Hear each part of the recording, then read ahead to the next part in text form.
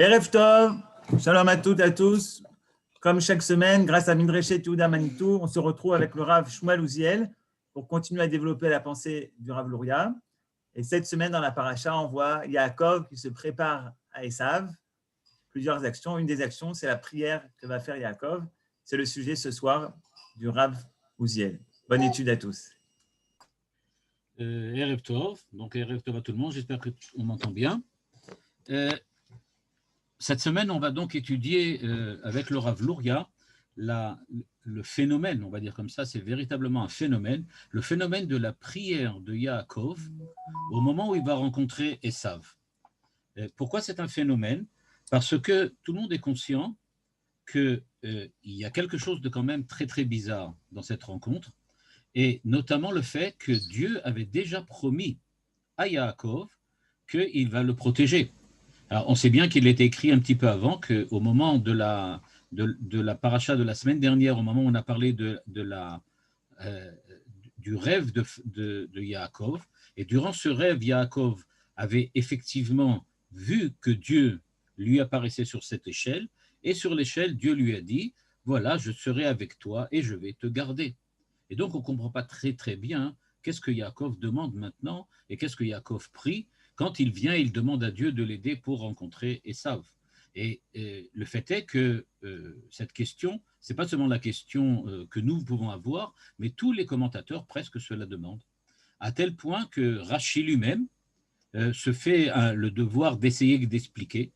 Et ce qu'il fait, c'est qu'il dit, bon, en fait, il a eu peur, Yaakov a eu peur, qu'entre-temps, il ait commis des erreurs, qu'il ait fait des avérotes, qu'il ait fait des transgressions, et qu'à cause de cela, maintenant, Dieu lui tienne rigueur de ce qui s'est passé entre-temps, et que la promesse que Dieu avait faite, il ne la tiendrait pas en fin de compte.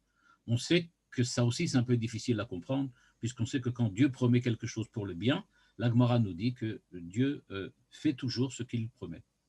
Donc, on ne comprend pas très très bien ce qui s'est passé. Le Rav Luria se pose évidemment la même question, mais il va aller un petit peu plus loin, et c'est ce qui va nous intéresser aujourd'hui. Aujourd'hui, il va essayer de faire, et c'est ce que je vais vous montrer, j'espère que je vais pouvoir vous montrer le texte du Rav Luria. J'espère ensuite, j'espère que je pourrai l'envoyer après ça à Johan, de telle façon que vous pouvez la voir. J'espère que vous le voyez maintenant. Voilà, le texte du Rav Luria. Donc, je dis tout de suite, c'est un texte toujours qui est tiré de du même commentaire de Rav Luria sur la Torah, qui s'appelle Bet Genizi. Et ce commentaire, ici, j'ai choisi dans ce commentaire 2 longs passages que j'ai ensuite liés entre eux pour créer une espèce de logique interne dans ce que je vais expliquer ce soir. Mais en fait, il s'agit de 2 études différentes que le Rav Luria a fait, qui sont l'une à la suite de l'autre, et qui, en fait, quand on les relie ensemble, on obtient une image peut-être plus globale et plus ferme du point de vue de l'argumentation. Voilà ce que nous propose donc le Rav Luria. Il nous dit donc que jusqu'à la ligne 6, que si nous voulons vraiment essayer de comprendre la prière de Yaakov, nous devons nous demander la question beaucoup plus générale et beaucoup plus globale, et c'est ce qui va nous intéresser ce soir, c'est qu'est-ce qu'une prière? En quoi une prière fonctionne-t-elle? Et pourquoi fonctionne-t-elle?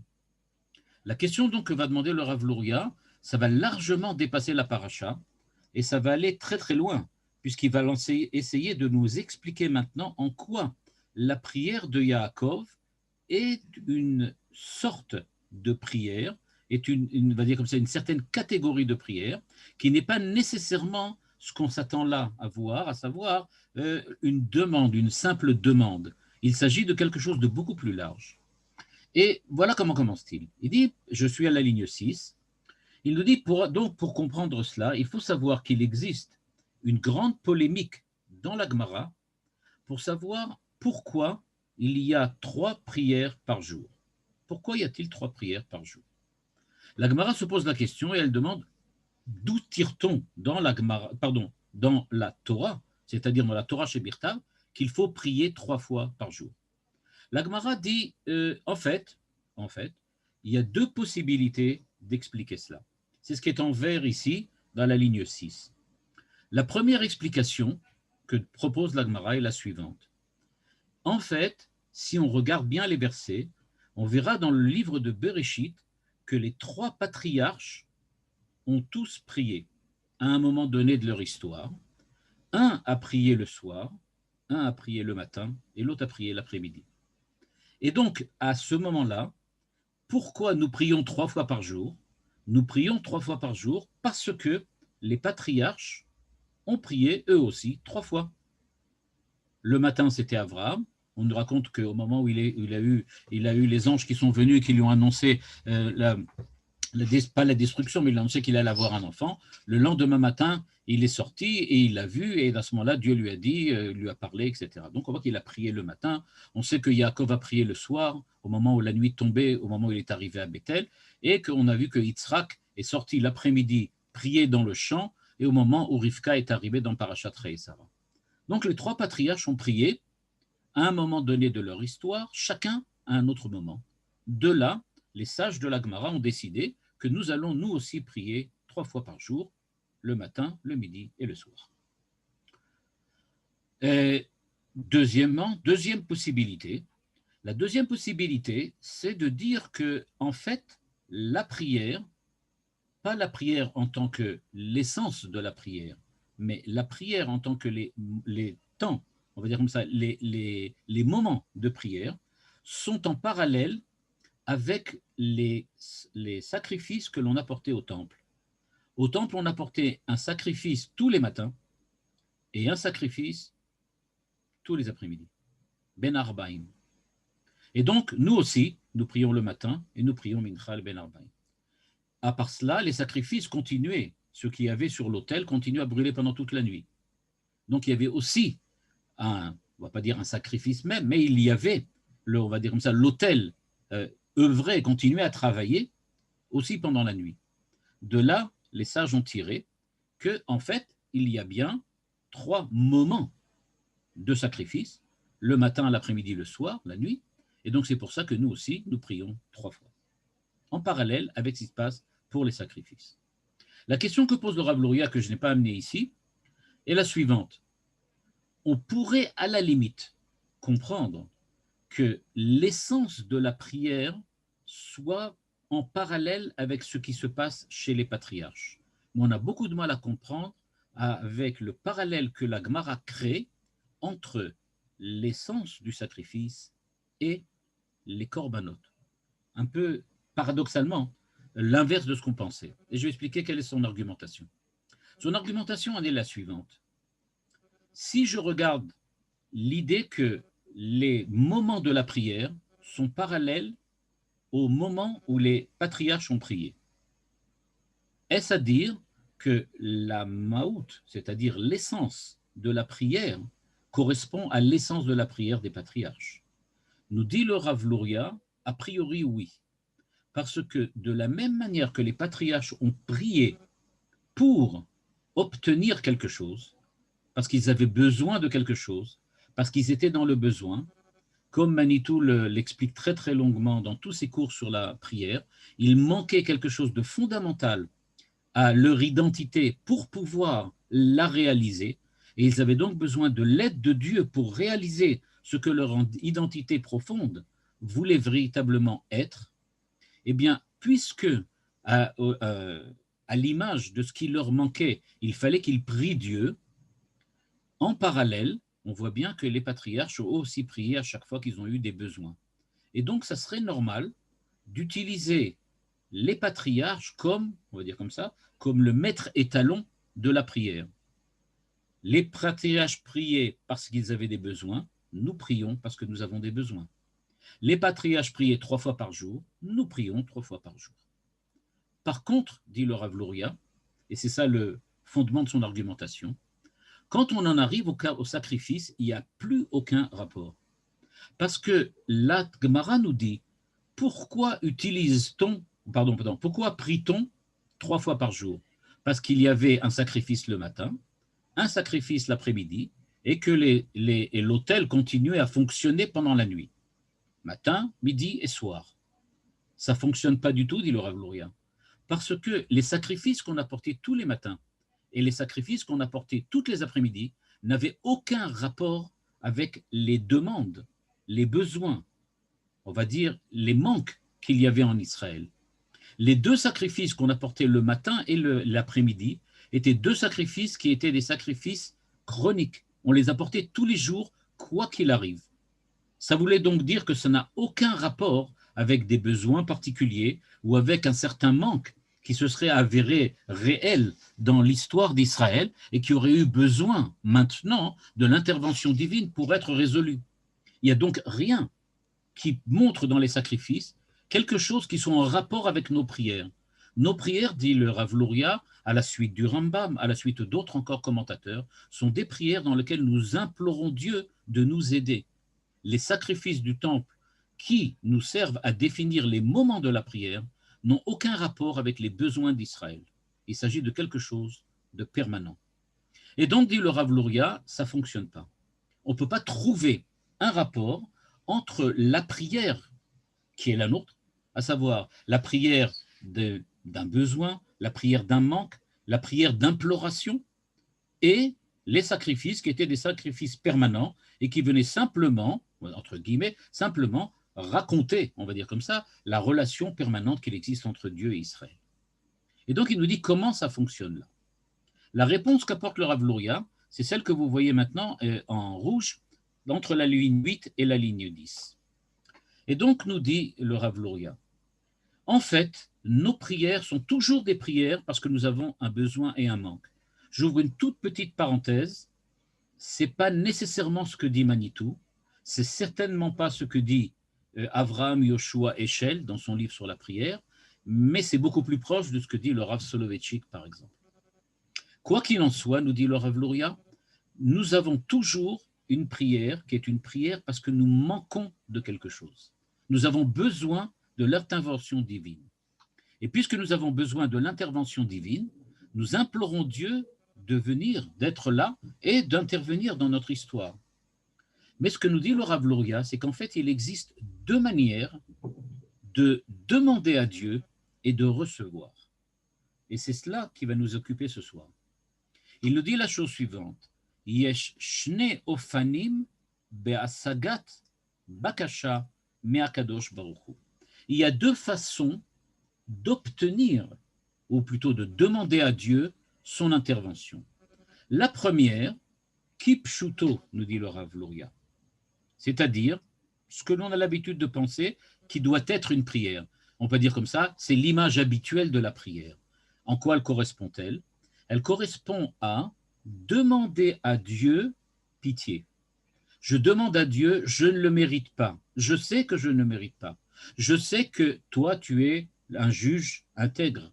Ce que tu as décidé pour moi, c'est certainement ce dont j'ai besoin. Il n'y a pas le choix. Mais moi, je n'arrive pas à me débrouiller avec ce que tu me donnes. Je te demande pitié, c'est exactement le terme qu'utilise ici le Rav Luria, midat arachamim. On demande à Dieu d'avoir pitié de nous, vraiment, on lui demande d'avoir pitié. Et à ce moment-là, même si, en fait, je ne le mérite pas, Dieu accepte par pitié de me donner ce dont j'ai besoin. Il dit c'est la première prière, c'est-à-dire c'est une prière dans laquelle l'homme est conscient de ce qui lui manque, mais surtout il est conscient qu'il ne mérite pas de recevoir de Dieu quoi que ce soit. Parce qu'en fait, il faut reconnaître qu'il y a quelque chose de bizarre dans l'idée même d'une prière. Qu'est-ce que c'est qu'une prière? Si je viens devant le maître du monde qui juge le monde à chaque instant, qui fait exactement ce qu'il faut pour que le monde fonctionne, et moi je viens lui dire, tu sais quoi, si j'étais à ta place, j'aurais fait autre chose. Est-ce qu'il n'y a pas quelque chose d'un petit peu orgueilleux ou quelque chose d'un petit peu, on va dire comme ça, franchement insolent, de venir chez Dieu et lui dire, moi je pense que tu devrais faire autre chose que ce que tu fais. Il y a une blague célèbre qui raconte que 3 philosophes discutent un jour pour savoir si vraiment Dieu est présent dans le monde et qu'il aide le monde. Et il y en a un qui dit, si Dieu était dans le monde, alors la politique étrangère serait complètement différente. Eh bien, c'est sûr que je donnerais beaucoup moins d'importance à la Chine, beaucoup plus aux États-Unis, j'essayerais d'empêcher les Russes de faire ça, etc., etc., etc. De là, j'en déduis que Dieu, certainement, il n'intervient pas dans le monde. Le monde est trop mal fait. Le second a dit, pas du tout. Le monde est peut-être mal fait, ça c'est clair, mais parce que c'est, en fait, Dieu n'a pas la possibilité de changer. Les hommes sont trop forts, les hommes influencent trop, etc., etc. Enfin, le troisième va et dit, bah, si moi j'étais Dieu, je ferais exactement ce que je fais, sauf que je saurais pourquoi. C'est-à-dire, en fait, c'est parce que nous ne comprenons pas ce que Dieu fait, parce que nous n'avons pas la possibilité de saisir tous les tenants et les aboutissants de ce qui se passe dans le monde, qu'on a l'impression qu'il nous manque quelque chose. Mais peut-être qu'il ne nous manque rien. De notre point de vue, il manque toujours, mais du point de vue de Dieu, visiblement, s'il ne nous a pas donné ce qu'il ne nous a pas donné, c'est que qu'on n'en a pas besoin. Et donc, dit le Rav Lourga, il y a quelque chose de bizarre. Alors en fait, qu'est-ce que c'est que la prière? La prière, ce n'est pas du tout que je demande à Dieu, fais ce qu'il faut. Je demande au contraire, fais ce qu'il ne faut pas. Je te demande pitié. Je te demande d'intervenir bien qu'il ne faut pas le faire. Je suis conscient qu'il ne faut pas le faire, mais je te demande quand même, donne-moi quelque chose que je ne mérite pas et qu'il ne faut pas faire. Pourquoi? Parce que moi, c'est difficile de vivre dans un monde qui soit aussi difficile pour moi personnellement. Et donc, on demande à Dieu d'intervenir. Donc ça, c'est la première prière. C'est la première prière dont on parle. La seconde, nous dit le Rav Luria, est complètement différente. Dans la seconde, c'est ce qui est expliqué ici, c'est explicité ici, à la ligne 9, dans la seconde prière, il se passe quelque chose de tout à fait différent. À ce niveau-là, dit le Rav Luria, on parle du fait que la personne a créé une relation tellement forte, tellement ténue avec son Créateur, qu'elle n'a pas besoin de demander quoi que ce soit. Mais puisqu'elle est liée à Dieu, puisque sa relation est tellement forte, cette relation fait qu'il est toujours dans une situation dans laquelle il peut obtenir ce qu'il veut, parce qu'en fait, il veut ce que Dieu veut. Et quand lui veut une amélioration de sa situation, une amélioration de son économie, ou je sais pas, une amélioration sociale, en fait, Dieu le veut aussi, parce qu'il est vraiment, lui et Dieu, voient le monde de la même manière. C'est ce qu'il appelle Dvekut veitrabrut, à la ligne 9 et 10. Dvekut, c'est l'adhésion à Dieu, Itrabrut, c'est la liaison, relation et liaison. Et donc, l'homme adhère à Dieu, l'homme est en liaison, en relation avec Dieu, cela fait que, en fait, il n'a pas besoin de demander quelque chose qui semble contraire, puisque cette relation fait qu'il demande en général ce que Dieu veut donner. Mais alors pourquoi Dieu ne l'a pas donné avant? Bonne question. Vous avez toutes posé cette question. Puisqu'il veut ce qui est Dieu, alors pourquoi Dieu ne l'a pas donné avant? Parce que Dieu attend que l'homme demande ce qu'il a besoin. Et donc il sait qu'il doit lui donner. Dieu sait qu'il doit donner à l'homme ce qu'il faut. Alors pourquoi il ne le donne pas avant? Mais il attend que tu le veuilles. Si tu ne dis pas que tu le veux, pourquoi tu veux que je te le donne? Et donc en fait, nous dit le Rav Luria, dans cette deuxième situation, dans cette deuxième, on va dire comme ça, directive présente dans la prière, il ne s'agit pas du tout d'une prière dans laquelle j'implore Dieu par pitié, mais en fait, je dis simplement à Dieu, puisqu'on en est déjà là, bon, continuons. C'est comme ça qu'il faut continuer. C'est-à-dire donc qu'il ne s'agit pas du tout, dit le Rav Luria, de changer la vie de Dieu, mais c'est nous qui brusquement prenons conscience qu'en fait, Dieu veut nous donner ça, on ne s'en était pas rendu compte. Ah, maintenant, on dit, oh, je viens de me rendre compte. Puisqu'on en est déjà là, bien, on va continuer. Est-ce que tu ne voudrais pas me donner encore quelque chose pour moi? Donc, nous dit le Rav Luria, il s'agit donc de deux manières complètement différentes de prier. Dans la première prière, évidemment, ce qui importe ici, c'est le fait que l'homme sent son infériorité par rapport à Dieu. Il sent le fait qu'il est vraiment minuscule, pratiquement nul et non avenu. Il sent qu'il ne possède rien, qu'il n'a le droit à rien. Le monde, ce n'est pas son monde.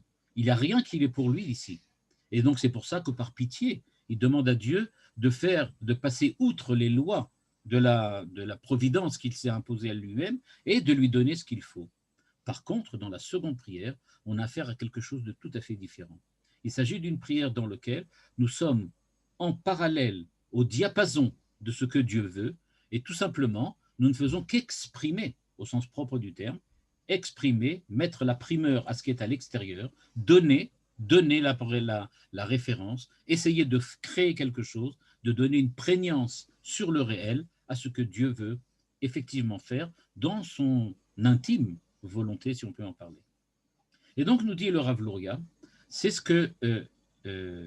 ces deux manières de voir la prière qui vont pouvoir nous permettre de comprendre pourquoi les prières sont à la fois parallèles au patriarche, mais aussi au sacrifice, et ce qui va nous permettre de comprendre, en fin de compte, de quel genre de prière s'agissait-il quand Yaakov a imploré Dieu le jour où il devait rencontrer Esav.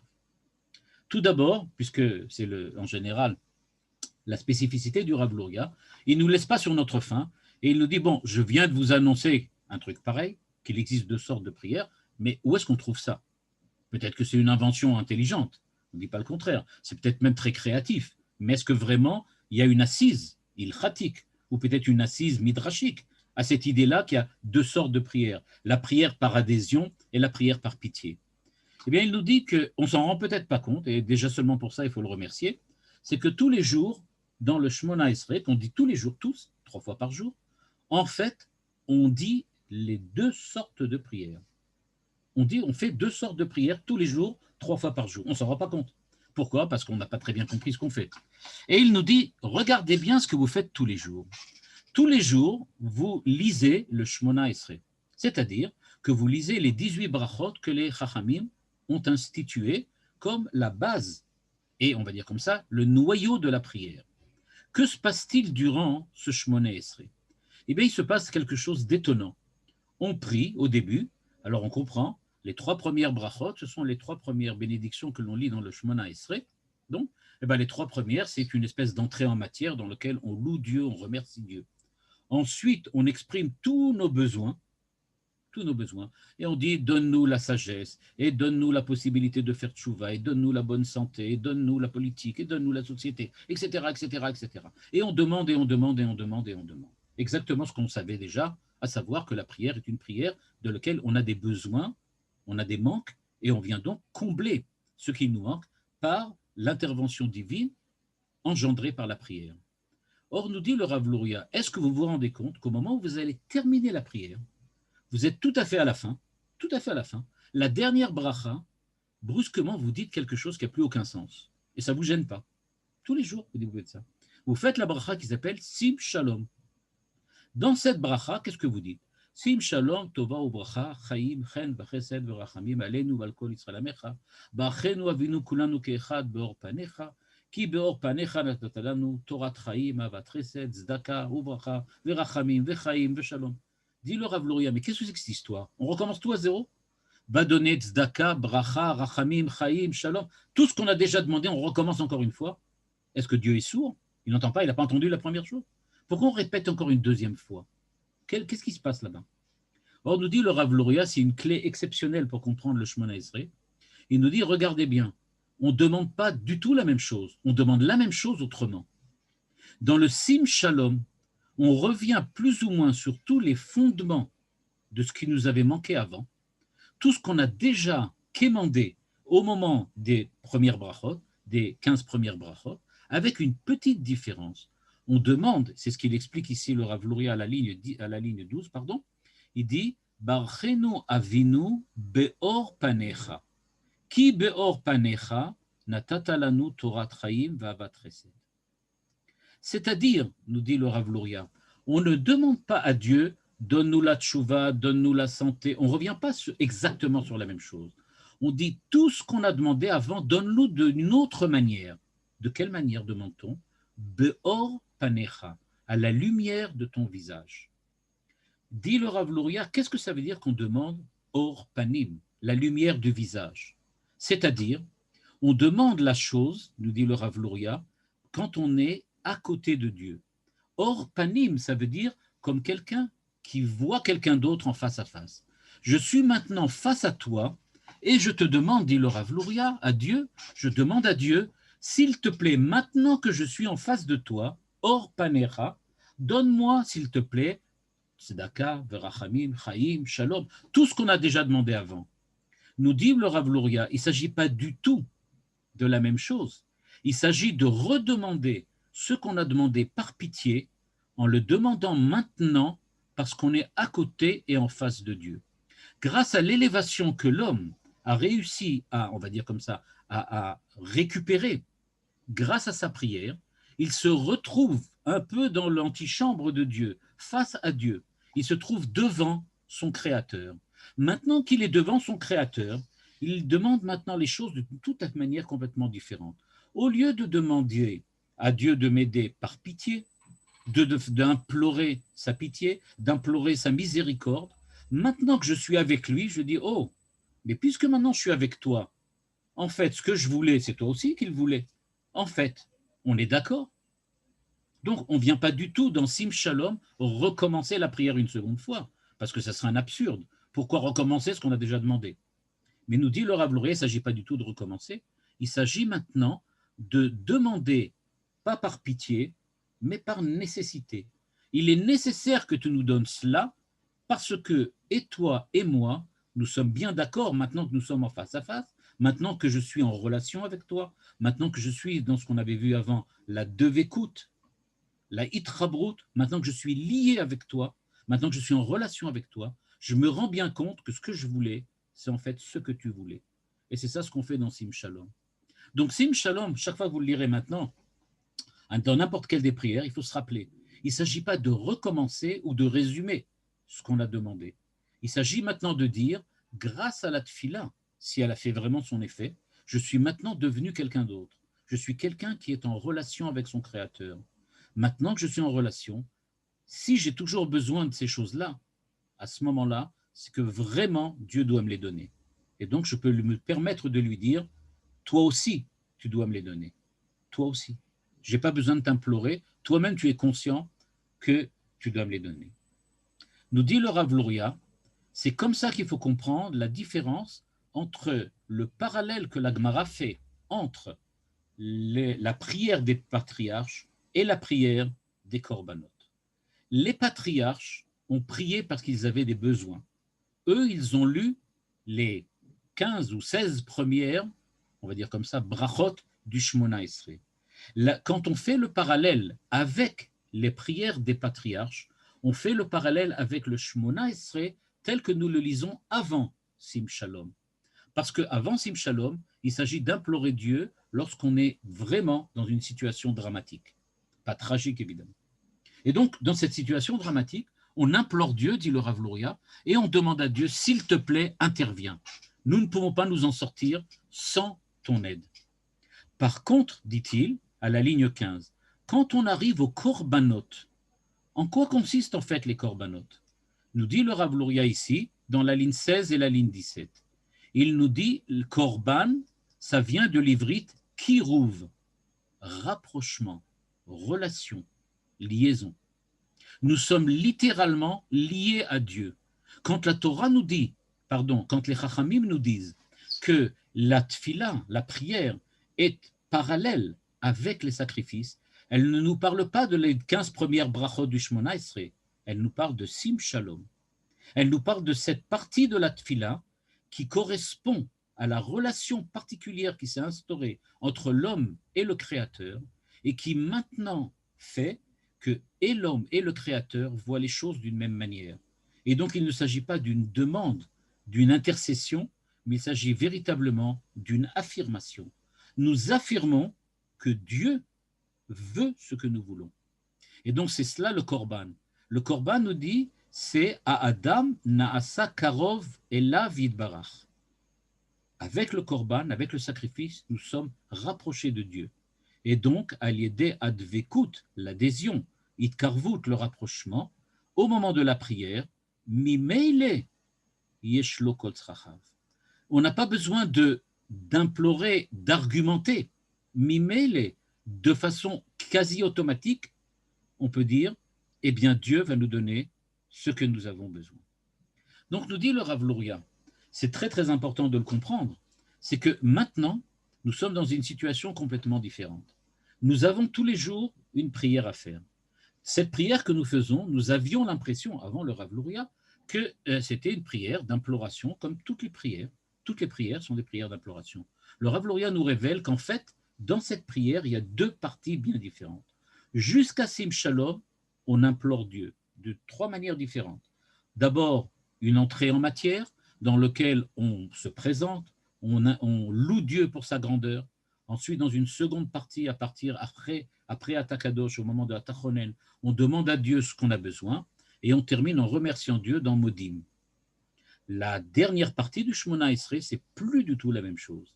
Si on est déjà capable de louer Dieu, de lui demander ce dont on a besoin, parce qu'on en a vraiment besoin, et qu'en fin de compte, on est même capable de remercier, c'est-à-dire qu'on sait reconnaître la grandeur de Dieu, ça veut dire qu'on est déjà, on va dire de cette manière-là, transformé suffisamment pour pouvoir être considérés comme ceux qui sont les proches de Dieu, Karov, à côté. Nous sommes devenus les proches, un peu comme un fils avec son père. Si le début de la tfila, c'est Malkenu, on s'adresse à notre roi qu'au départ, on doit effectivement, pour rentrer en matière avec lui, louer, puis lui demander ce dont on a besoin et ensuite le remercier.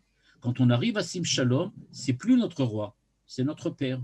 Avec mon père, je n'ai pas besoin de donner beaucoup d'explications. Lui et moi, on veut la même chose. Mon père veut mon bonheur. Moi, je veux bien et je sais que je m'adresse à lui parce que lui et moi, on est pareil, on est identiques. On sait, on voit la même chose et on sait le voir de la même manière. C'est donc pour ça, dit le Rav Luria, que quand on est en train de prier, au moment de Sim Shalom, eh bien, c'est plus du tout la même prière. Il s'agit d'un monde complètement différent.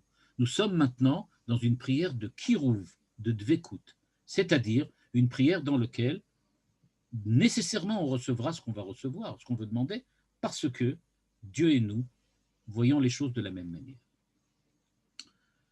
Et nous dit le Rav Luria, maintenant qu'on a compris que c'est ça le Shemona Esrei, qu'il faut bien faire attention, et c'est ce qu'il dit ici de la ligne 18 à la ligne 21.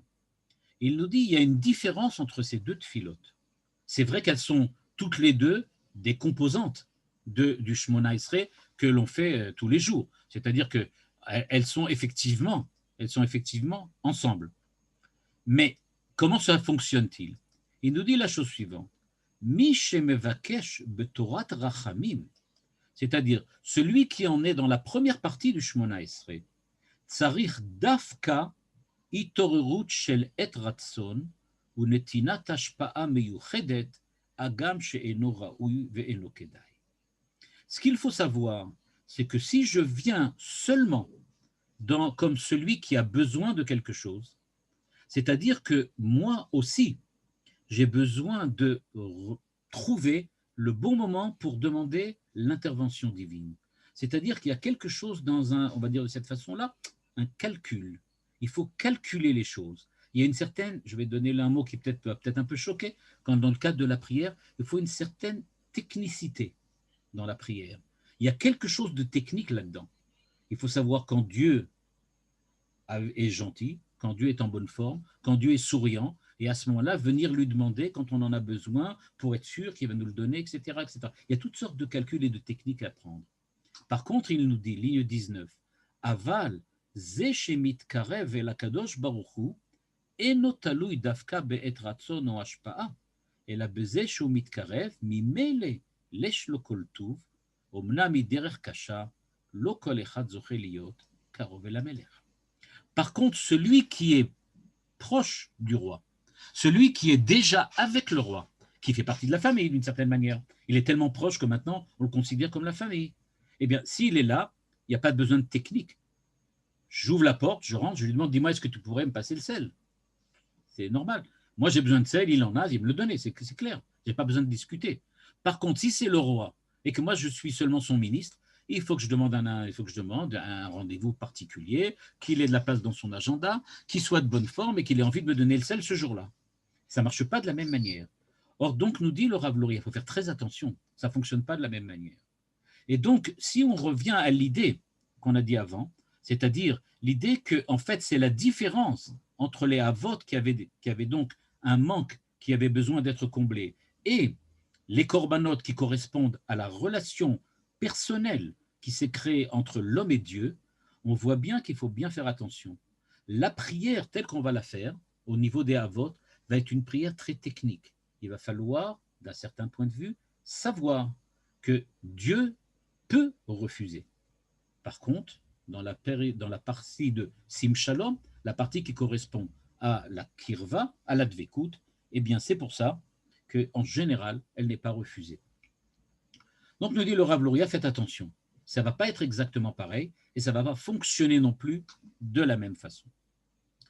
Le Rav Luria, sur cette idée-là, continue et il nous dit alors, celui qui est donc encore loin de Dieu, et celui qui est donc proche de Dieu, c'est un petit peu différent.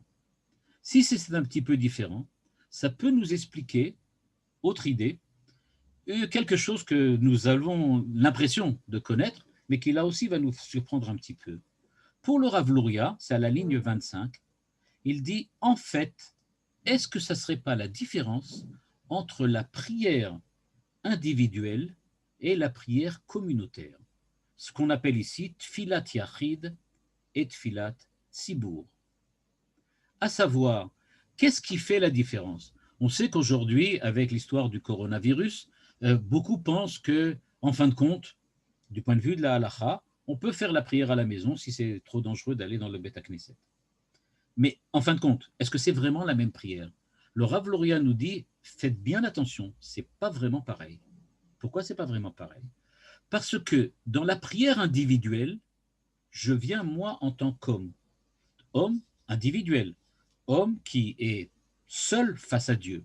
En tant qu'homme seul face à Dieu, il va falloir que je prouve que je mérite ce que je demande. Quand je viens face à Dieu tout seul, je suis un petit peu comme l'accusé qui rentre dans un tribunal et qui demande justice. Manitou revient très souvent sur cette idée-là, que, par exemple, à la fin du Shmona Esrei, on dit au Shalom Bimromav, où il y a Shalom Aleinu, Val Kol Israël, on va une fois à gauche, une fois à droite, une fois au milieu. Manitou disait, en fait, on s'adresse à trois juges. Le juge qui est assis à notre gauche, à notre droite et devant nous. On est devant un tribunal, disait Manitou. La prière, c'est un tribunal.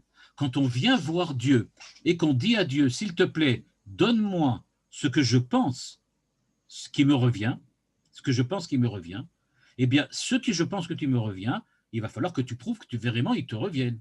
C'est-à-dire que tu vas devoir prouver qu'effectivement, Dieu ne t'a pas donné ce que tu as besoin et que maintenant, tu le mérites.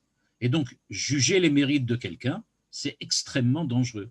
Parce que Dieu peut très bien dire, OK, mais on reprend tout à zéro. Je vais reprendre tout le dossier et on va bien voir si effectivement tu mérites ou tu ne mérites pas. Cette idée-là, nous dit le Rav Luria, c'est quand on est seul que ça se situe. Par contre, quand on est tfila betzibour, moi je ne viens pas tout seul. Ce n'est pas mon mérite qui est là. Ce n'est pas mon mérite qui est en jeu. Parce que celui qui est à côté de moi, il n'est pas comme moi. Il a d'autres besoins, il a d'autres mérites. Et le troisième, le quatrième, le cinquième, et jusqu'à 10, comme on a vu chez Abraham, jusqu'à 10 personnes au minimum, on est tous dans une situation dans laquelle, en fait, eh bien, on a tous des besoins différents et des mérites différents. Alors, à quoi correspond cette tfila, nous dit le Rav Luria? Ben, tout simplement à la tfila de la dvekut, à la tfila des korbanot.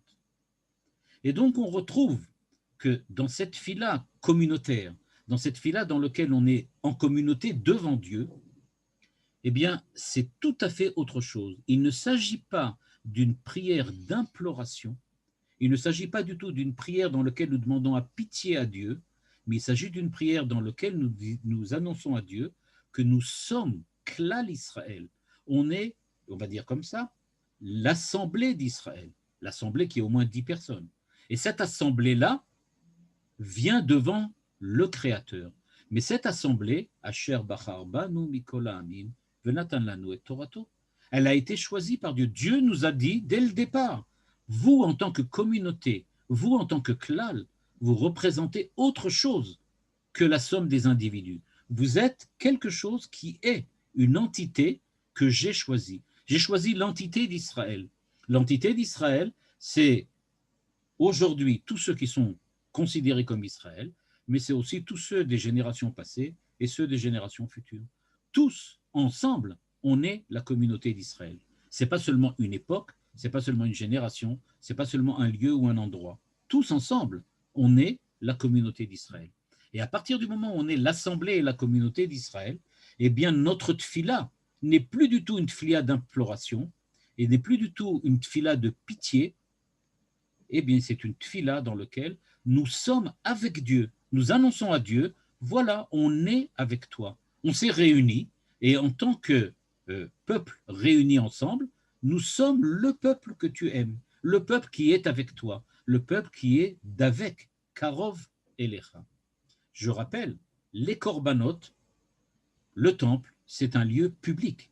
C'est-à-dire, ce n'est pas le lieu de chacun d'entre nous, mais chacun d'entre nous, en tant qu'individu, a le droit, et quelquefois le devoir, pour se faire pardonner ses fautes, d'aller dans le temple. Mais au départ, le temple, c'est le lieu du public, de la communauté, du peuple, de l'humanité tout entière, qui devait apporter des corbanotes, comme le dit Shlomo dans sa prière au moment de l'intronisation du temple.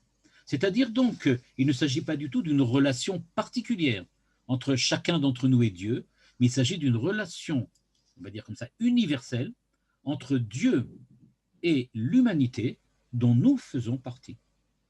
Et donc, dit le Rav Luria, est-ce que ce n'est pas ça justement la différence entre les deux sortes de prières? Quand on prie dans le temple, c'est-à-dire à l'époque du temple, c'était les sacrifices, et donc et les prières aussi qui avaient lieu en même temps, en parallèle.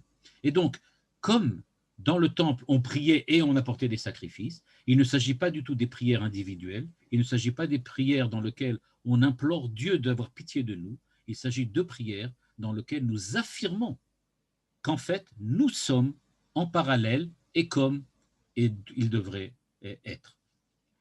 On demande ici, est-ce qu'une prière avec kavana, c'est-à-dire avec intention, n'est-elle pas aussi importante qu'une prière globale?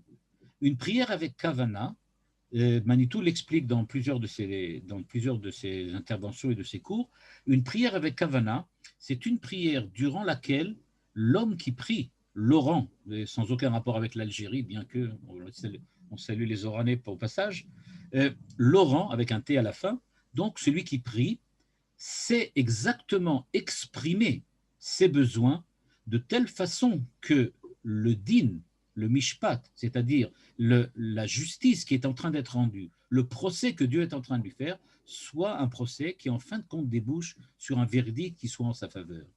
Avoir la kavana, ça veut dire savoir dire, utiliser les mots justes pour bien présenter sa cause au tribunal. C'est la kavana. Je sais comment dire ce dont j'ai besoin parce que je sais que c'est ça que Dieu veut entendre. Ça n'a pas de rapport avec la tfila v'tzibour, nous dirait le Rav Luria, parce que la tfila v'tzibour, ce n'est pas une prière dans laquelle j'ai besoin d'exprimer des mots. La situation dans laquelle je suis, l'état, l'identité, l'être que je suis, est un être en rapport, en relation avec Dieu, et cet être, en tant qu'être, n'a pas besoin de s'exprimer. Il est la prière. Il y a une très très belle expression qui est dit dans le Rav Nachman de Breslav, qui dit « Ve'ani tfila ». Il coupe la phrase au milieu, « Ve'ani tfila ». Il dit « Ve'ani tfila », je suis moi la tfila. Je n'ai pas besoin de parler. Je suis moi parce que je suis avec le klal Israël, parce que je suis avec l'ensemble d'Israël. Je suis tfila. Le fait même que j'existe, c'est ça la tfila. J'existe, je suis comme tu le veux, et je suis donc comme tu attends que je sois. Et puisque je suis comme tu attends que je sois, pas moi personnellement, mais le klal Israël, l'ensemble, la communauté, le pays, l'assemblée d'Israël. Donc tout ça fait que, eh bien, je suis digne de recevoir, pas moi, mais nous sommes dignes de recevoir ce que tu demandes. Quelqu'un demande aussi si les pères ne sont qu'au niveau de la demande des besoins alors qu'ils étaient très proches de Dieu, alors quel homme peut-il mériter cette proximité? Le Rav Luria le dit ici à la fin de la phrase, il nous dit Lo kol echad zoche, il le dit là, Lo kol echad zoche liot karov el hamelech. C'est très très rare d'en arriver là. C'est pas quelque chose de courant parce que on n'est jamais seul proche de Dieu. On est toujours dans l'assemblée d'Israël. Donc, en tant qu'individu, arriver à, on va dire comme ça, à développer ou à créer une identité équivalente est quelque chose de quasi impossible. C'est seulement dans le cadre global du klal Israël qu'on y arrive. Et donc, nous dit le Rav Luria, si donc on en est arrivé jusqu'à là, on est là où la ligne bleue, Ikar takanat avot haïta, liftoar zmanim shelet ratzon shitkabel et atfila. C'est-à-dire, nous dit le Rav Luria, en fait, qu'ont fait les patriarches? Les patriarches, ils ont ouvert véritablement un portique dans l'emploi du temps très chargé de Dieu. Dieu, a priori, n'a pas le temps, entre guillemets, de s'occuper de tous nos petits besoins. Il s'occupe globalement de la création. Et donc, nous venons avec nous nos petits problèmes, Et on s'adresse à Dieu en disant, attends, arrête de t'occuper du monde entier, bon, occupe-toi, moi, de mes problèmes. J'ai un problème de sciatique, j'aimerais bien que ça soit résolu. Quand on vient et qu'on présente comme ça, nous dit le Rav Luria, ce qui s'est passé, c'est que chacun des patriarches a découvert qu'il est possible le matin, ou l'après-midi, ou le soir, de développer, on va dire comme ça, de développer une certaine parcelle de temps, une certaine temporalité qui soit compatible avec la demande et l'imploration des besoins. Je peux trouver des moments particuliers qui sont ceux dans lesquels j'ai la possibilité de demander à Dieu ce dont j'ai besoin.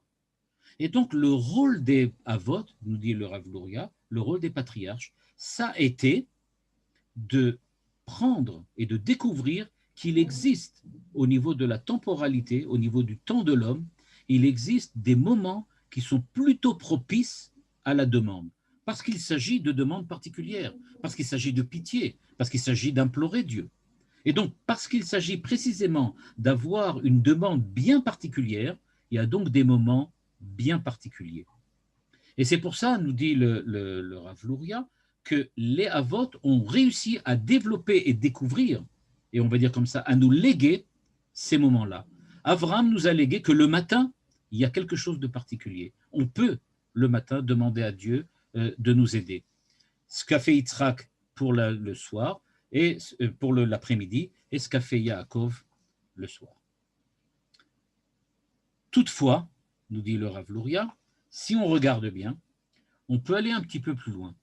On peut voir en fait que les trois temps, les trois moments qui ont été découverts, ou on va dire comme ça, mis en place ou institués par les patriarches, en fait, est-ce qu'ils ne correspondent pas à trois, pas moments, on va dire de cette façon-là, pas trois moments, mais trois composantes de la prière elle-même. Est-ce que la prière ne serait pas, en fait, la prière d'imploration, ne serait-elle pas, en fait, composée de trois manières différentes de prier? Et nous dit le Rav Luria, c'est-à-dire, il y a trois façons de prier. Il y a une façon qui correspond à l'intervention, ou on va dire, je vais essayer d'être plus simple, la prière intellectuelle, la prière émotive, affective, et la prière naturelle. Pourquoi? Parce que nous dit le Rav Luria, si on regarde bien, il y a trois manières pour Dieu de nous aimer et il y a trois manières pour Israël d'aimer Dieu. Il dit la première chose, la première manière de découvrir l'amour de Dieu, c'est quand nous sommes, et ce qu'il dit ici, dans cette ligne-là, il dit quand Israël mérite par leurs actes, puisqu'ils font la Torah et les mitzvot, et que cette Torah et cette mitzvot sont évidemment les conséquences de l'intellect, de la réflexion et de l'intelligence de chacun. C'est-à-dire que l'amour qui est développé par l'homme, ce n'est pas un amour au sens intellectuel, au sens l'amour platonique, mais il s'agit ici d'un amour qui est développé grâce à la Torah et les mitzvot, et qui est un amour qui est réfléchi. C'est-à-dire que, en tant qu'homme, je sais que j'ai la capacité de réfléchir, de penser, et je mets ma pensée au service de Dieu. Cette pensée que je mets au service de Dieu crée chez moi la possibilité de prier, et de prier d'une certaine façon, de prier de la manière dans laquelle ma prière est réfléchie, c'est-à-dire elle correspond à la façon dont l'homme, qui est l'homme parfait, accomplit les mitzvot et étudie la Torah. Quand l'homme accomplit la mitzvot et étudie la Torah, c'est-à-dire qu'il est le support, on va dire comme ça, le support intellectuel de cette façon-là, le support intellectuel de la présence de Dieu. Intellectuellement, je suis en relation avec Dieu parce que je comprends ce qu'il veut et j'accepte de faire ce qu'il me demande. C'est donc par l'intermédiaire de mes actes, par l'intermédiaire de ma réflexion, que j'accomplis la volonté divine. Et c'est avec ça que je me présente chez Dieu. C'est ce qu'Abraham avait proposé. Abraham, quand il fait la tfila et qu'il le fait ça le matin, c'est avec le sechel, c'est-à-dire qu'il vient et qu'il demande à Dieu, je veux des choses parce que je suis arrivé à la conclusion que c'est vraiment nécessaire. La preuve, c'est que toute ma vie, je fais la Torah, je fais les mitzvot, j'étudie la Torah, et donc je sais exprimer dans les mots ce que j'ai découvert par l'accomplissement de la volonté divine. Par contre, dit le Rav Luria, il existe une autre manière de prier. C'est de prier avec émotion, en utilisant toutes ces passions, ces émotions, ces affects, ces affections. C'est-à-dire qu'à ce moment-là, ce n'est pas tellement les actes qui sont importants ici, ce n'est pas tellement la réflexion, mais c'est le fait que j'ai rentré véritablement tout ce que je ressens à l'intérieur de la prière. Il ne s'agit donc pas d'une prière réfléchie, on aurait dit peut-être une prière avec kavanot, une prière avec laquelle chaque mot est pesé, je pèse moins mes mots, mais je m'exprime avec tout mon cœur. Il dit dans cette seconde prière, ce qui est véritablement important et ce qui donne vraiment le poids à ma prière, c'est le fait que je suis absolument sincère. Ma sincérité s'exprime là. Je suis vraiment moi-même. Je n'essaye pas de cacher. J'exprime toute on va dire comme ça, la vérité de ce que mon identité pourrait être. Je l'exprime dans ma prière. Et enfin, nous dit le Rav Luria, il y en a une troisième. La troisième, elle est quelquefois beaucoup plus compliquée. C'est la prière qui est naturelle. Alors là, comment se fait-il qu'une prière peut être naturelle? Eh bien, la prière naturelle, nous dit le Rav Luria, c'est exactement ce qu'un père, c'est ce qu'il exprime ici, ce qu'un fils vient faire chez son père. Quand un fils vient voir son père et lui demande quelque chose, ce n'est pas qu'il a vraiment réfléchi, qu'il est arrivé à la conclusion qu'il en a besoin. On le voit tous, nos enfants ne demandent pas toujours des choses qui sont vraiment logiques ou rationnelles. Ce n'est pas non plus qu'il a mis toute sa sincérité, etc., dans sa demande. Ce n'est pas non plus qu'il essaye qu'il est complètement, on va dire comme ça, complètement transparent au moment où il exprime sa prière. Mais que fait-il à ce moment-là, nous dit le Rav Luria? Ce qu'il fait, c'est qu'en tant que mon fils, il demande à moi, son père, mon intervention. C'est parce qu'il y a une véritable liaison, parce qu'il est moi-même d'une certaine manière, parce qu'il est véritablement avec moi, que de manière naturelle, quand il me le demande, il n'a pas besoin ni de faire ça intelligemment, ni de faire ça avec beaucoup d'émotion, il a tout simplement à le faire naturellement. Et nous dit le Rav Luria, en fait, quand on regarde bien, cette prière-là est une prière qui est absolument exceptionnelle. C'est celle, dit le Rav Luria, qui relève du lien, de la liaison naturelle qui existe entre Akadosh Baruch Hu et Israël. Mais on ne la voit pas, elle n'apparaît pas, on ne la voit pas tout de suite. Il faut véritablement, du point de vue naturel, il faut véritablement la sortir du naturel. C'est-à-dire, il faut l'exprimer. Le fils est bien le fils de son père, et le père reste toujours le père de son fils. Mais au moment où le fils vient demander quelque chose, c'est vraiment ce moment-là que le fils exprime cette relation particulière. Il n'exprime pas son intelligence, il n'exprime pas ses sentiments, il dit simplement qu'il est le fils de son père. Nous dit le Rav Luria, c'est à ce niveau-là qu'il faut trouver la prière de Yaakov. La prière de Yaakov, quand il dit à Dieu, et ça va venir, il ne dit pas du tout, j'ai pas compris ou j'ai pas entendu ce que tu m'as promis. Il dit à Dieu, j'ai compris, j'ai tout à fait tout compris. Je sais exactement ce que tu veux me donner et je sais pourquoi c'est rationnel. Tu m'as promis que tu vas me garder, c'est rationnel.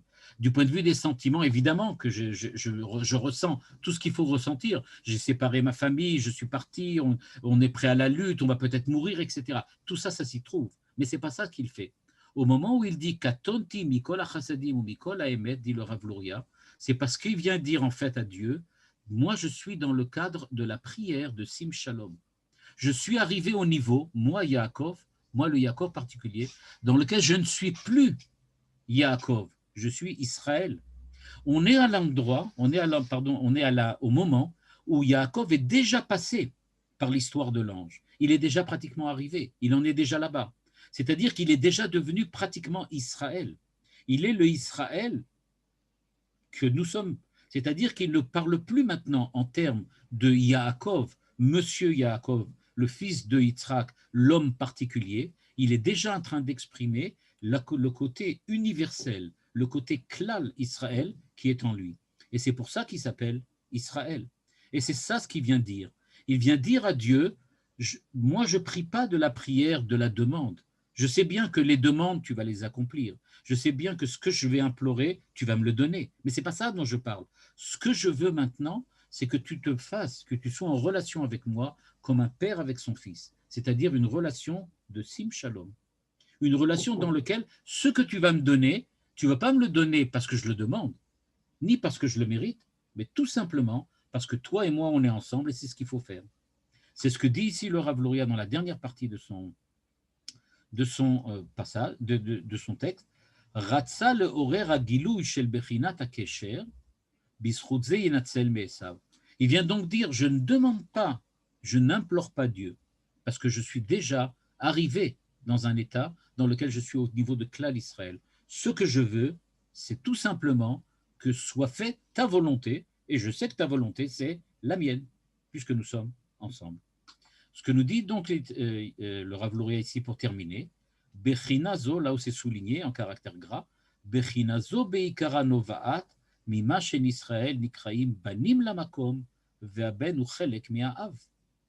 Et donc ce qu'a fait Yaakov, nous dit le Rav Luria, c'est que tout simplement, il a dit, je dépasse la prière des 15 premières brachot du Shmona Esrei. J'en suis déjà à Sim Shalom. Simplement, je sais que ce qui s'exprime dans Sim Shalom, ce n'est pas quelque chose qu'on peut atteindre directement comme ça. Il faut passer beaucoup d'étapes. Moi, je les ai passées et j'essaye de les mettre maintenant en valeur. Et c'est pour ça, dit-il, qu'il a deux noms, Yaakov et Israël. Yaakov, c'est celui qui prie le début du Shmona Esrei. Israël, c'est celui qui lit Sim Shalom. Et donc, si maintenant, grâce à cette clé du Rav Luria, vous continuez à lire le livre de Bereshit, chaque fois que vous verrez Yaakov, il s'agira du premier Yaakov, celui du début du Shmona Esrei. Chaque fois où on parle d'Israël, il s'agit de la fin du Shmona Esrei, de Sim Shalom. C'est-à-dire de celui qui est en relation avec Dieu d'une manière naturelle. Donc, pour résumer, qu'est-ce que c'était que cette prière que Yaakov a fait, alors que Dieu lui avait déjà promis son aide? C'était tout simplement que Dieu avait déjà répondu aux 15 premières brachot, ou on va dire aux 17 premières brachot du Shmona Esrei. Ça, c'était clair. Mais ce que voulait Yaakov, c'est en raison de cette nouvelle situation qui s'est créée, dans laquelle il est devenu Israël, que la réponse de Dieu ne soit plus au niveau de Yaakov, l'individu, mais que ça soit maintenant Israël, le communautaire, l'universel, et que c'est donc une nouvelle prière qu'il a adressée à Dieu. Et c'est cette prière-là que Dieu a entendue quand, d'une manière naturelle, Esav a accepté tout ce que Yaakov lui a demandé sans discuter presque, ou pratiquement pas. Voilà, si maintenant vous voulez poser des questions, je pense que c'est le moment. Toda Rabba Rav, on va ouvrir maintenant les micros.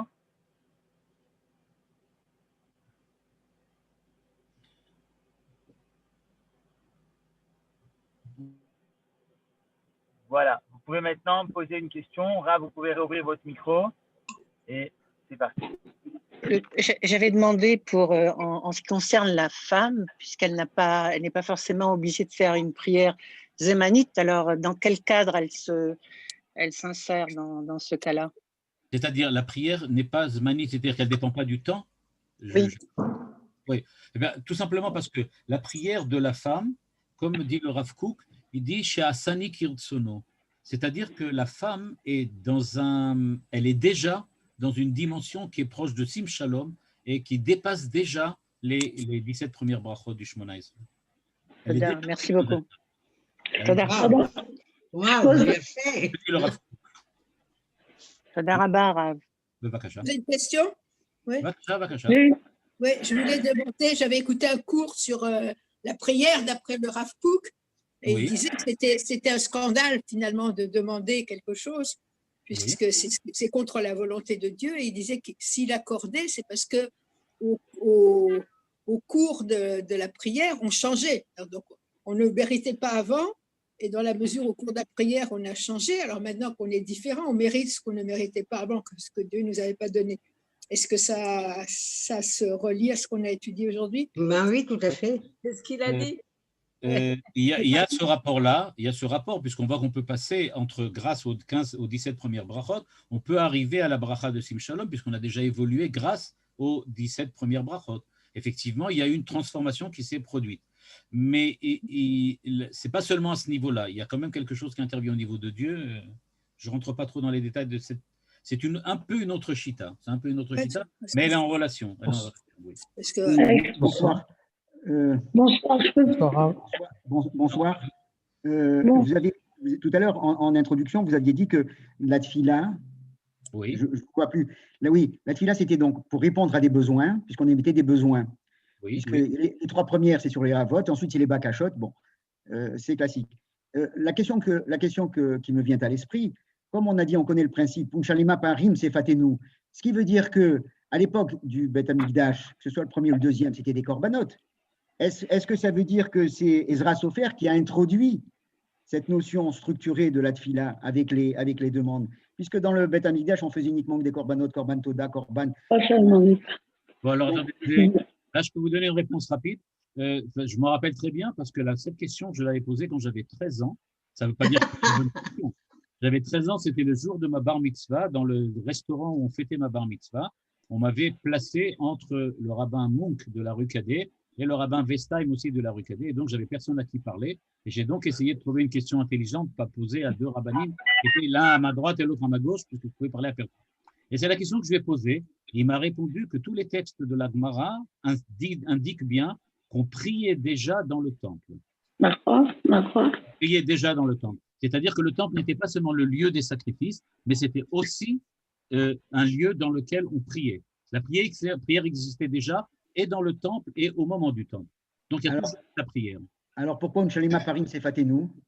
Unchalema parim, c'est fatenu, c'est quand on n'a pas la possibilité de faire des corbanotes. À ce moment-là, on demande que nos prières aient le même effet. On va dire ça dans le langage du Rav Luria, c'est-à-dire qu'on demande ce que les corbanotes faisaient, c'est-à-dire de créer une relation entre l'homme et Dieu directement, c'est-à-dire ce qu'on fait avec Sim Shalom, que le Sim Shalom que nous faisions puisse le réaliser lui aussi. C'est ça que ça voudrait dire. C'est-à-dire recréer la dvekut qu'il y avait grâce au korbanot. Mais ça ne veut pas dire qu'il n'y avait pas la prière pour les besoins et la prière pour les demandes. Ça, elles existaient déjà avant aussi. Je voudrais demander si je peux. Oui, je voudrais demander si les moments de la prière ont été des moments privilégiés qui ont été découverts par les avotes. Pourquoi les rabbinim ont décidé que si on a loupé une prière le matin, alors on peut la faire l'après-midi? Ça me paraît un peu contradictoire par rapport à ce qu'on a entendu maintenant. Oui. La Gemara dit qu'il y a une différence entre le devoir de prier et le devoir de prier en son temps. C'est-à-dire que ce qu'on appelle tfila bismana, tfila shelo bismana. C'est-à-dire qu'il y a une valeur à la prière parce que précisément elle exprime le désir de s'approcher de Dieu, même si elle n'est pas faite au moment où elle doit être faite. Et elle doit être faite à ce moment-là. Merci. Je peux poser une question? Je peux poser une question? Oui. Oui, je voulais, est-ce qu'on peut relier ce qu'on a entendu là maintenant, ce qui était très très intéressant, avec ce qu'on dit à Yom Kippour, Kebanim ve Keavadim, Kebanim, dans quel contexte on peut relier ces… Tout à fait. Manitou disait aussi exactement la même chose. Il disait Avinu Malkenu Chatanu Lefanecha. Quand on dit Avinu Malkenu à Yom Kippour, qu'est-ce qu'on dit? On dit Avinu, notre Père, Malkenu, notre Roi. Avinu, ça veut dire Sim Shalom, Malkenu, ça veut dire le reste du Shmona Esrei. Et c'est à cela qu'on s'adresse. Et de la façon, Im Kavanim, Im Kebanim. On demande à Dieu des deux manières, aussi bien au niveau de l'individu et du particulier, qu'au niveau du klal, c'est-à-dire au niveau du Père. Tout à fait. Rav, s'il vous plaît, je voulais poser une question. Bevakasha. Bonsoir Rav, je vous remercie d'abord pour votre exposé. Et je voulais vous demander, s'il vous plaît, on a dit que juste avant Modim, c'était les demandes. Oui. On pouvait faire à Kadosh Baruch Hu et à Kadosh Baruch Hu, on peut refuser. Et sur la partie Sim Shalom, voilà, c'est ça que c'est pas très clair pour moi. Est-ce que ça voudrait dire que là, on demande comme une approche, une teshuva envers Akadosh Baruch Hu, et là, se rapprocher de lui et pour faire sa Torah et ses mitzvot, et donc il accepte, c'est ça. Je n'ai pas très bien compris le parallèle entre les deux. La différence, c'est ce que j'avais essayé d'exprimer avec la petite illustration du sel. Si je suis à table avec mon père et que je lui demande de me passer le sel, bon, bah, c'est naturel. Ça, on n'a pas besoin de faire une étiquette et de faire toutes sortes de rendez-vous pour demander le sel. Je suis à table avec lui, je lui demande le sel, il me donne le sel parce que j'en ai besoin. Par contre, ça c'est Sim Shalom. Par contre, quand je viens et que je suis quelqu'un qui vient de l'extérieur et que le roi est en train de manger au moment où moi je dois lui parler, alors il faut véritablement pour lui demander le sel que je demande l'autorisation d'entrer, qu'il accepte, que je m'approche, que je fasse ma demande et qu'il accepte de m'envoyer le sel par quelqu'un. C'est ça la différence entre les deux mouvements. On demande le sel dans les deux cas, mais dans le premier c'est naturel. Je suis avec lui, j'ai besoin de sel, il me le donne. Par contre, dans l'autre, c'est une véritable demande. Juste une question, Rav Shmuel Uziel. Bevakasha. Vous avez dit que la prière d'Arvit, en fait, c'était la prière la plus naturelle, la plus spontanée. Est-ce que c'est cet état de fait qui explique pourquoi elle était au départ réchoute et qu'elle est devenue obligatoire? Justement, c'est pour ça qu'elle n'est pas obligatoire. La prière, okay. Mais aujourd'hui, elle est obligatoire. La prière de Arvit, on dit, elle est reshoot, d'après la Gemara. Ouais. Dans son essence, elle est reshoot, c'est ça? Dans son essence, elle est reshoot, exactement. Le fait que les Chachamim disent qu'il faut la faire, c'est clair. De la même manière que les Chachamim nous imposent Sim Shalom. Mais au départ, elle est reshoot parce que tu n'as pas besoin d'une obligation pour faire Arvit. Tu le fais parce que tu es toi-même, comme Yaakov, arrivé dans un état de perfection et de relation avec Dieu, dans lequel tu n'as plus besoin, naturellement, qu'on t'impose de faire quelque chose que tu fais naturellement. De la même manière, ça veut dire qu'elle a une dimension plus élevée que Shacharit et Mincha? Tout à fait. Dans cette optique-là, oui, tout à fait. Okay, très intéressant. Le dit clairement. Derrière Hagav, c'est tout à fait normal quand on parle, par exemple, de la tfila du soir qui a été donc instituée par Yaakov. Donc, quand on parle du fait qu'on dit qu'elle est naturelle, c'est-à-dire que la tfila, elle est de telle façon que c'est normal que ça se fasse comme ça. Donc, sans avoir besoin qu'on t'impose. De la même manière que, par exemple, le Rambam, il y a une marloquette entre Rambam et Ramban, donc je crois qu'on en a parlé une fois ici, pour savoir si la tchouva est naturelle ou pas. Si la tchouva, c'est quelque chose de naturel, alors il n'y a pas besoin d'imposer une mitzvah de faire tchouva. Tout le monde veut faire tchouva. On avait vu que c'était la position du Rambam. Rav, s'il vous plaît, je voudrais revenir sur la différence des deux. Je voudrais cette fois voir la différence dans le contenu des demandes, pas par rapport à Kadosh Baruch Hu dans sa position. Plutôt dans le contenu. Est-ce que les contenus est différent? Est-ce qu'on demande avant Modim, qu'une personne demande avant Modim? A priori, non, mais là, je ne peux pas vraiment le prouver, parce qu'on n'a pas vraiment le temps, mais a priori, non. C'est à peu près la même chose. On redemande à peu près la même chose que ce qu'on a déjà demandé avant. Du point de vue du contenu, c'est pareil. Mais la façon dont on le demande est différente. Merci beaucoup. J'ai des difficultés à comprendre deux choses.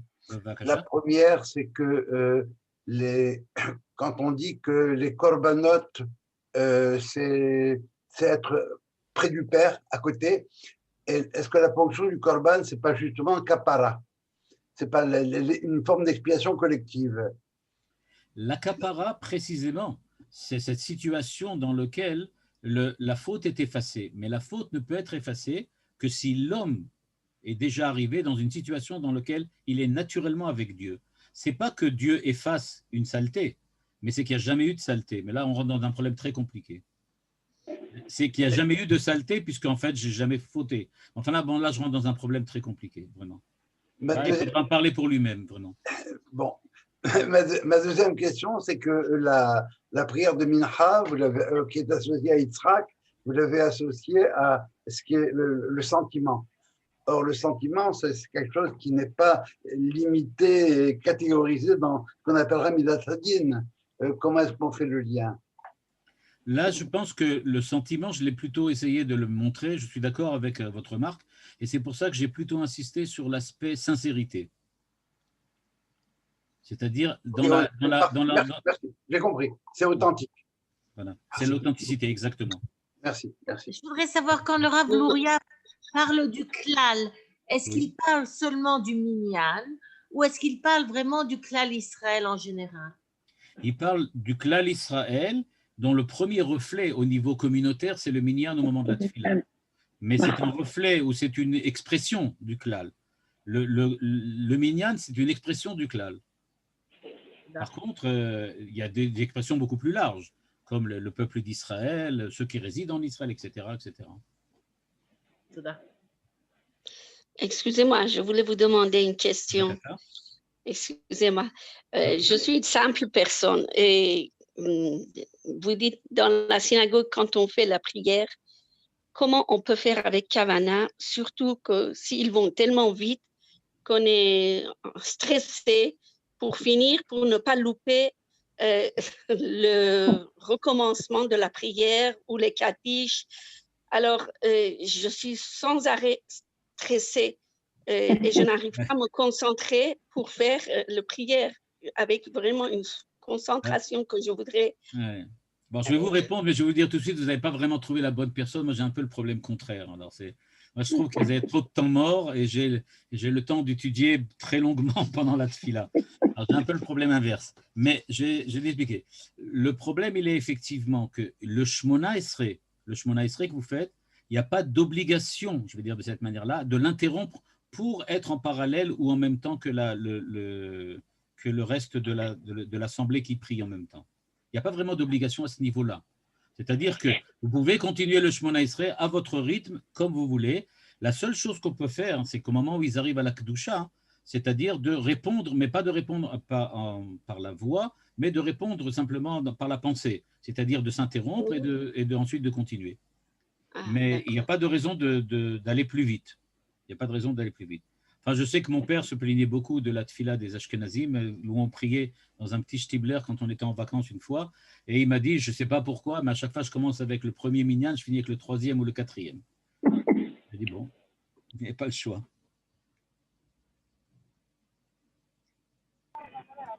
Toda Rabba, merci beaucoup. Toda. Johan, s'il te plaît, tu peux nous envoyer le texte? Ah, je vais l'envoyer maintenant. Alors, je vais l'envoyer tout de suite ici. C'est important. Et les shiurim du Rav Ackerman aussi. Toda Rabba, Merci beaucoup. Toda.